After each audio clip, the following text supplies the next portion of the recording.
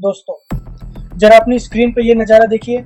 चारों तरफ घना जंगल, दूर दूर तक कोई शहर नहीं, कोई बड़ी आबादी नहीं, लेकिन इस सुनसान इलाके के बीच एक पेट्रोल पंप और उसके बाहर लगी हुई गाड़ियों की ऐसी लंबी लाइन जिसे पूरा दिखाने के लिए हेलीकॉप्टर कैमरा भी छोटा पड़ जाए। कई किलोमीटर तक केवल गाड़ियां ही गाड़ियां दिखाई दे रही हैं। कुछ लोग घंटों से अपनी बारी का इंतजार कर रहे हैं, कुछ के फ्यूल टैंक लगभग खाली हो चुके हैं और कुछ लोग इस उम्मीद में खड़े हैं कि अगला टैंकर जल्दी पहुंच जाए। पहली नज़र में यह दृश्य किसी ऐसे देश का लगता है जहां ऑयल की भारी कमी हो, लेकिन नहीं, यह नज़ारा दुनिया के सबसे बड़े क्रूड ऑयल प्रोड्यूसर देशों में से एक रशिया का है।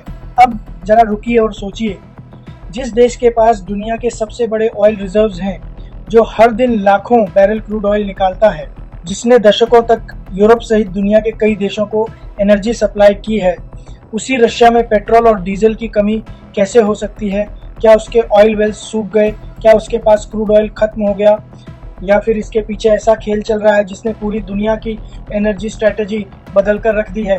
और दोस्तों, इस पूरी कहानी का सबसे दिलचस्प किरदार है इंडिया, क्योंकि जहां एक तरफ रशिया इस समय फ्यूल क्राइसिस से जूझ रहा है, वहीं दूसरी तरफ इंडिया उसी संकट को एक बड़े बिजनेस अपॉर्चुनिटी में बदलता हुआ दिखाई दे रहा है। इंटरनेशनल एनर्जी मार्केट में आज इंडिया की भूमिका पहले से कहीं ज़्यादा महत्वपूर्ण हो चुकी है, लेकिन ऐसा हुआ कैसे?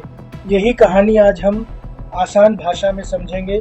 सबसे पहले एक बहुत ज़रूरी बात समझ लीजिए। अक्सर लोग क्रूड ऑयल और पेट्रोल को एक ही चीज़ समझ लेते हैं, जबकि दोनों में ज़मीन आसमान का अंतर है। ज़मीन से जो काला, गाढ़ा और बिना प्रोसेस किया हुआ तेल निकलता है, उसे क्रूड ऑयल कहा जाता है।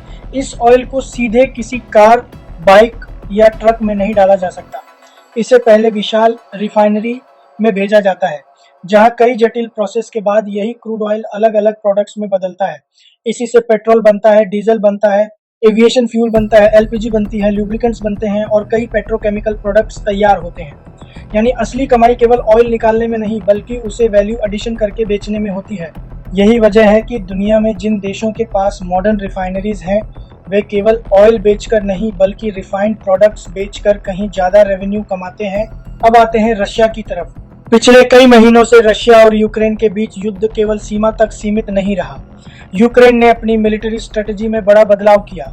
उसने सीधे फ्रंट लाइन पर लड़ाई लड़ने के साथ साथ रशिया की एनर्जी इंफ्रास्ट्रक्चर को भी निशाना बनाना शुरू कर दिया। लगातार ड्रोन स्ट्राइक के जरिए कई रिफाइनरीज, फ्यूल स्टोरेज डिपोज और प्रोसेसिंग फैसिलिटीज पर हमले किए गए। इन हमलों का असर केवल इमारतों तक सीमित नहीं रहा, बल्कि फ्यूल सप्लाई चेन पर भी पड़ा। कई जगह रिफाइनिंग कैपेसिटी प्रभावित हुई और कुछ क्षेत्रों में फ्यूल डिस्ट्रीब्यूशन पर दबाव बढ़ गया। हाल के महीनों में रशियन अधिकारियों ने भी फ्यूल सप्लाई को स्थिर रखने के लिए अतिरिक्त कदम उठाने की बात स्वीकार की है। अब यहाँ एक बहुत आसान उदाहरण से समझिए। मान लीजिए आपके पास गेहूं की बहुत बड़ी खेती है, लेकिन आपकी आटा चक्की बंद हो जाए। क्या केवल गेहूं होने से रोटी बन जाएगी? बिल्कुल नहीं। पहले गेहूं को आटे में बदलना पड़ेगा। उसी तरह केवल क्रूड ऑयल होने से पेट्रोल नहीं बन जाता, उसके लिए रिफाइनरीज का पूरी क्षमता से चलना जरूरी होता है। यही वह जगह है जहां इंडिया की सबसे बड़ी ताकत सामने आती है।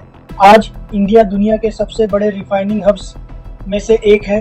गुजरात का जामनगर रिफाइनरी कॉम्प्लेक्स दुनिया के सबसे बड़े रिफाइनिंग कॉम्प्लेक्सेस में गिना जाता है। इसके अलावा वादिनार, पैराडाइक, पानीपत, कोची और कई अन्य रिफाइनरीज मिलकर भारत को केवल एक बड़ा ऑयल इंपोर्टर ही नहीं, बल्कि एक बड़ा फ्यूल एक्सपोर्टर भी बनाती हैं। यही कारण है कि इंडिया केवल अपनी ज़रूरत का फ्यूल तैयार नहीं करता, बल्कि कई देशों को रिफाइंड पेट्रोलियम प्रोडक्ट्स भी एक्सपोर्ट करता है। अब कहानी का सबसे महत्वपूर्ण मोड़ आता है। जब रशिया पर वेस्टर्न सैंक्शंस लगाए गए, तब कई देशों ने रशियन क्रूड ऑयल खरीदना कम कर दिया, लेकिन इंडिया ने अपने राष्ट्रीय हितों को प्राथमिकता दी। अगर सस्ता क्रूड ऑयल उपलब्ध है और वह अंतर्राष्ट्रीय नियमों के दायरे में खरीदा जा सकता है, तो उसे खरीदने में क्या नुकसान? यही सोच भारत के लिए फायदे का सौदा बन गई। धीरे धीरे रशिया ने इंडिया को आकर्षक डिस्काउंट पर क्रूड ऑयल देना शुरू किया और इंडिया रशियन क्रूड का सबसे बड़ा बायर्स में शामिल हो गया। हाल के आंकड़े बताते हैं कि इंडिया के कुल क्रूड ऑयल इंपोर्ट का आधे से भी अधिक हिस्सा रशिया से आने लगा है, जो इस साझेदारी की गहराई को दिखाता है। लेकिन दोस्तों, असली कमाल केवल सस्ता क्रूड खरीदने में नहीं है। असली कमाल यह है कि इंडिया उस क्रूड ऑयल को अपनी अत्याधुनिक रिफाइनरीज में प्रोसेस करता है। एक बैरल क्रूड ऑयल से केवल पेट्रोल ही नहीं निकलता, उससे diesel, aviation fuel, LPG, naphtha और कई दूसरे प्रोडक्ट्स भी बनते हैं। यानी एक ही रॉ मटेरियल से कई तरह के प्रोडक्ट्स तैयार होते हैं और यही रिफाइनिंग बिजनेस को बेहद प्रॉफिटेबल बनाता है। आसान भाषा में कहें तो रॉ मटेरियल सस्ता मिला, प्रोसेसिंग अपनी हुई और तैयार प्रोडक्ट की वैल्यू कई गुना बढ़ गई। यही वजह है कि आज दुनिया केवल ये नहीं देख रही कि इंडिया कितना ऑयल खरीद रहा है, दुनिया ये भी देख रही है कि इंडिया उस ऑयल को किस तरह ग्लोबल एनर्जी मार्केट में वैल्यू एडिशन के साथ बदल रहा है। अब एक और बड़ा सवाल उठता है, अगर रशिया खुद ऑयल प्रोड्यूसर है तो फिर उसे इंडिया से फ्यूल की जरूरत क्यों पड़ रही है? हाल की विश्वसनीय रिपोर्टों के अनुसार रशिया ने इंडिया से गैसोलाइन की पहली खेप मंगवाई है, क्योंकि कुछ क्षेत्रों में फ्यूल सप्लाई पर दबाव बना हुआ है। शुरुआती शिपमेंट लगभग 60,000 मेट्रिक टन का था और भविष्य में आवश्यकता के अनुसार और इंपोर्ट की संभावना भी जताई गई है। यह स्थिति दिखाती है कि युद्ध केवल सीमा पर नहीं बल्कि एनर्जी सेक्टर पर भी गहरा असर डाल रहा है। लेकिन दोस्तों, यहीं से कहानी और भी रोचक हो जाती है। क्या इंडिया सीधे रशिया को पेट्रोल बेच रहा है? अगर हाँ, तो फिर अमेरिका और यूरोप इस पे क्या कर रहे हैं? क्या वेस्टर्न सैंक्शंस अब कमजोर पड़ चुके हैं, या फिर इस पूरे ट्रेड के पीछे कोई ऐसा टेक्निकल मॉडल काम कर रहा है जिसे हम लोग समझ ही नहीं पाते? और सबसे बड़ा सवाल, क्या आने वाले वर्षों में यही एनर्जी पार्टनरशिप इंडिया और रशिया के रिश्तों को एक बिल्कुल नए स्तर पर ले जा सकती है? इसी सवाल का जवाब इस कहानी का सबसे बड़ा जियोपॉलिटिकल ट्विस्ट है और वही हम अगले भाग में समझेंगे। लेकिन दोस्तों, अब सवाल केवल इतना नहीं है कि रशिया इंडिया से फ्यूल क्यों खरीद रहा है। असली सवाल यह है कि क्या दुनिया की सबसे बड़ी ताकतें इस पूरे घटनाक्रम को चुपचाप देखती रहेंगी? क्योंकि जब भी एनर्जी की बात होती है वहाँ केवल बिजनेस नहीं चलता, वहाँ जियोपॉलिटिक्स भी चलती है। ऑयल केवल एक फ्यूल नहीं है बल्कि यह दुनिया की सबसे शक्तिशाली स्ट्रेटेजिक कमोडिटी है। कई युद्धों की दिशा बदली है, कई देशों की इकोनॉमी बनी और बिगड़ी है और कई सरकारों के फैसले भी ऑयल की कीमतों से प्रभावित हुए हैं। इसलिए जब इंडिया और रशिया के बीच एनर्जी पार्टनरशिप पहले से मजबूत होती दिखाई देती है तो अमेरिका और यूरोप की नज़रें भी स्वाभाविक रूप से इस पर टिक जाती है। अब यहाँ एक बात समझना बहुत ज़रूरी है। बहुत से लोग सोचते हैं कि अगर किसी देश पर सैंक्शंस लग गए तो उसका पूरा व्यापार तुरंत बंद हो जाता है, लेकिन ग्लोबल ट्रेड इतना आसान नहीं होता। दुनिया का एनर्जी मार्केट हजारों private companies, traders, shipping firms, insurance companies और कमोडिटी ब्रोकर्स के माध्यम से चलता है। कई बार प्रोडक्ट का बायर और सेलर अलग अलग देशों में होते हैं, जबकि बीच में कई ट्रेडिंग कंपनीज पूरी सप्लाई चेन को संभालती हैं। यही कारण है कि भारत के पेट्रोलियम मंत्री हरदीप सिंह पुरी ने स्पष्ट किया कि भारतीय कंपनियां सीधे रशिया को फ्यूल एक्सपोर्ट नहीं कर रही, लेकिन इंडियन ओरिजिन फ्यूल ट्रेडर्स के माध्यम से रशिया तक पहुंच सकता है। यही ग्लोबल ट्रेड की वास्तविकता है। अब जरा सोचिए, अगर रशिया को फ्यूल की जरूरत है, इंडिया के पास मॉडर्न रिफाइनरीज हैं और ट्रेडर्स पूरी सप्लाई चेन संभाल सकते हैं, तो फिर इस व्यापार को पूरी तरह रोकना उतना आसान नहीं है जितना बाहर से दिखाई देता है। लेकिन कहानी में एक और बड़ा किरदार है, चाइना। पिछले कुछ वर्षों में रशिया और चाइना की स्ट्रेटेजिक पार्टनरशिप लगातार मजबूत हुई है। दोनों देशों ने कई क्षेत्रों में सहयोग बढ़ाया है, लेकिन एनर्जी मार्केट में हर फैसला केवल दोस्ती से नहीं होता।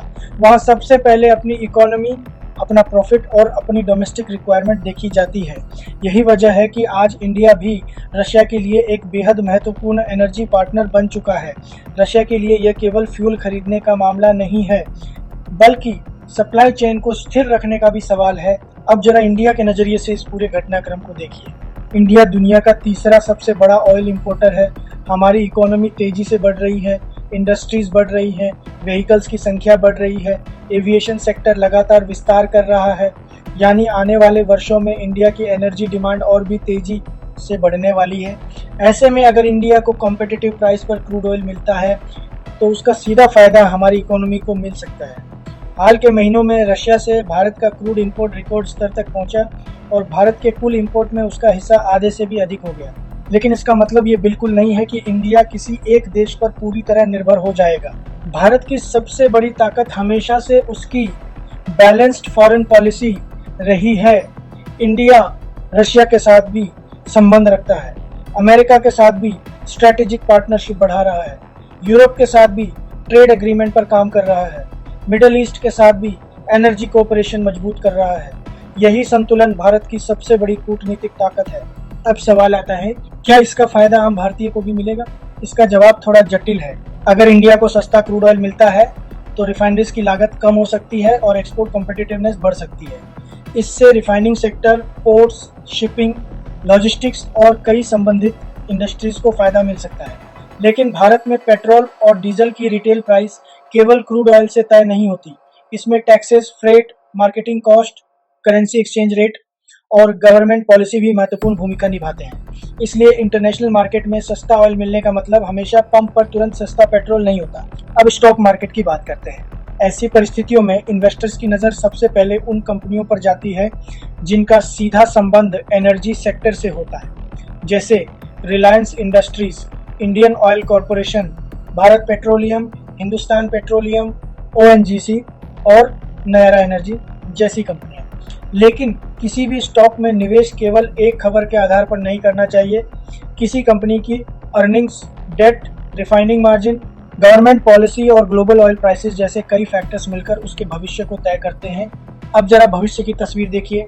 अगर यूक्रेन की ड्रोन स्ट्रैटेजी जारी रहती है और रशिया की एनर्जी इंफ्रास्ट्रक्चर पर दबाव बना रहता है, तो रशिया को कुछ समय तक बाहर से फ्यूल इंपोर्ट करना पड़ सकता है। दूसरी तरफ अगर युद्ध धीरे धीरे शांत होता है और रिफाइनरीज फिर से पूरी क्षमता से चलने लगती हैं, तो यह स्थिति बदल भी सकती है। यानी आज जो अपॉर्चुनिटी दिखाई दे रही है वह हमेशा के लिए नहीं है। इसलिए इंडिया के लिए सबसे समझदारी भरा कदम यही होगा कि वह इस मौके का इस्तेमाल अपनी रिफाइनिंग कैपेसिटी, एनर्जी सिक्योरिटी और ग्लोबल ट्रेड नेटवर्क को और मजबूत बनाने में करे। दोस्तों, दुनिया में बहुत कम ऐसे मौके आते हैं जब किसी दूसरे देश का संकट आपके देश के लिए एक बड़ा स्ट्रेटेजिक अपॉर्चुनिटी बन जाए। लेकिन अपॉर्चुनिटी का फायदा वही देश उठा पाता है जिसके पास विजन हो, इंफ्रास्ट्रक्चर हो और सही समय पर सही फैसला लेने की क्षमता हो। आज की इस पूरी कहानी से हमें एक बहुत बड़ा सबक मिलता है। 21वीं सदी की दुनिया केवल हथियारों से नहीं चलेगी, ये दुनिया चलेगी एनर्जी से, टेक्नोलॉजी से, सप्लाई चेन से, इकोनॉमी से और सबसे बढ़कर स्ट्रेटेजी से। आज अगर इंडिया दुनिया की सबसे तेजी से उभरती हुई बड़ी इकोनॉमीज में शामिल है, तो उसका एक बड़ा कारण यह भी है कि भारत केवल घटनाओं पर प्रतिक्रिया नहीं दे रहा, बल्कि बदलती हुई दुनिया के अनुसार अपनी नई रणनीति भी बना रहा है। और यही वजह है कि आज पूरी दुनिया इंडिया की तरफ पहले से कहीं ज्यादा ध्यान से देख रही है। क्लोजिंग, तो दोस्तों आपको क्या लगता है, क्या आने वाले वर्षों में इंडिया दुनिया का सबसे बड़ा एनर्जी प्रोसेसिंग हब बन सकता है? क्या रशिया और इंडिया की यह पार्टनरशिप भविष्य में और मजबूत होगी, या फिर अमेरिका और यूरोप की नई पॉलिसीज इस पूरे समीकरण को बदल देंगी? अपनी राय नीचे कमेंट में जरूर लिखिए।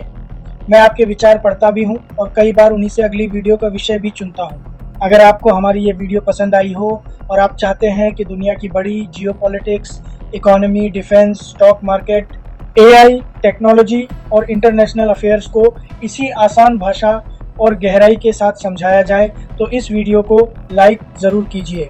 इसे अपने दोस्तों, परिवार और उन लोगों के साथ शेयर कीजिए जो केवल खबरें नहीं बल्कि उनके पीछे छिपी पूरी कहानी समझना चाहते हैं। और अगर आपने अभी तक हमारे चैनल को सब्सक्राइब नहीं किया है, तो अभी सब्सक्राइब करके बेल आइकन भी दबा दीजिए ताकि हमारी आने वाली कोई भी महत्वपूर्ण वीडियो आपसे मिस ना हो। मैं हूँ रविश कुमार और आप देख रहे हैं हमारा चैनल, जहां हम दुनिया की बड़ी खबरों के पीछे छिपे फैक्ट्स, एनालिसिस और स्ट्रैटेजी को सबसे आसान भाषा में आपके सामने रखते हैं। मिलते हैं अगली ऐसी ही दमदार और ज्ञानवर्धक वीडियो में। तब तक के लिए अपना ख्याल रखिए। जय हिंद, जय भारत।